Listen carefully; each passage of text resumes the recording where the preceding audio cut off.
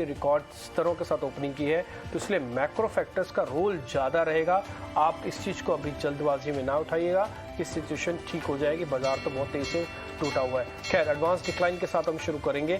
1100 share आज declines के साथ अभी ट्रेड कर रहे हैं और आपको निफ्टी ने 17,150 को अभी तो बचाने की कर रहा है कोशिश। देखते हैं 17,150 से लेकर 17,000 की रेंज में कितना समय निकालता है। कम समय पुल बैक फास्ट, ज़्यादा समय दिक्कत ज़्यादा। सिंपल सा याद रखने वाला एक तरीका होगा ये। 39,000 को आज बचाने की कोशिश बैंक निफ्टी की होगी। हालांकि इसका बेस थोड़ा नीचे खिसका हुआ है, वो है 38,800 के आसपास का, और दोनों ने ही अपने 50-50 दिन की एवरेज को तोड़ा हुआ है, जो कि ट्रेडर फैंसी एवरेज होती है। खैर, मैं आ जाता हूँ निफ्टी के आज के टॉप लूजर्स पे।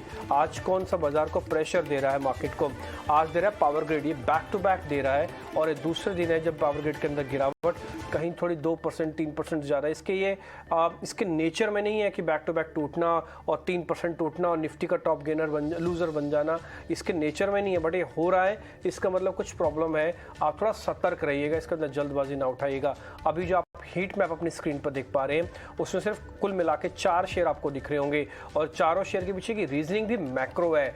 आप नेस्ले ब्रिटानिया देखिए, ब्रिटानिया के अंदर corporate change plus palm oil का गिरावट, नेस्ले के साथ भी यही, HUL के साथ भी यही, और जो आपको 2 शेयर और दिख रहे हैं वो क्रूड के दिख रहे हैं, जिसमें BPCL दिख रहा होगा और साथ ही अभी आपको एशियन पेंट दिख रहा होगा।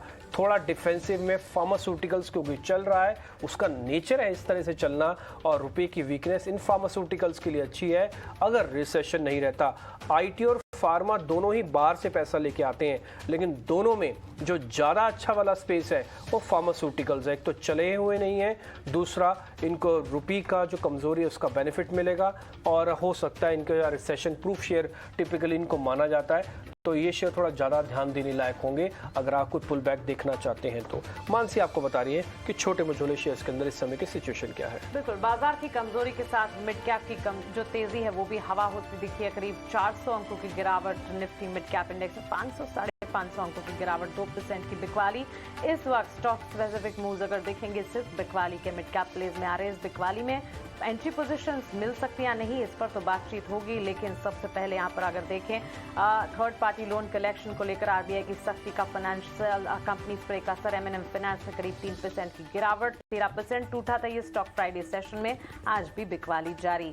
वरुण बेवरेजेस करीब 4% की गिरावट के साथ स्टॉक में ट्रेड इस वक्त खुलते हुए नजर आ रहे हैं। Cummins, Ashok Leyland, union bank, NALCO जैसे स्टॉक्स हैं जहां पर बिकवाली का दबाव। AB फैशंस पर आज कॉन्ट्रा कॉल्स आती हुई हमारे एक्सपर्ट्स की तरफ से दिखी थी और गिरावट इस वक्त हावी होती हुई करीब 2-2.5% तक की AB फैशंस में।